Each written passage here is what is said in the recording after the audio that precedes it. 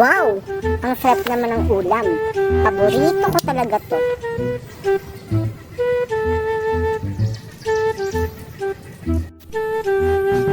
Ayun pala maring naamoy kong manansa. Nandun pa lang ako sa kanto, amoy ko na.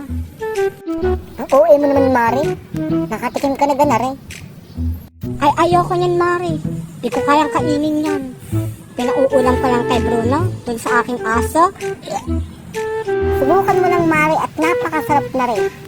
Naayok sa di mo na titikman. Tuwa kang napakarte. Di ko naman kagandahan. Supala-palang ko kaya to para manahimik na to. Sobrang gigil na ako sa kartehan mo. Mari!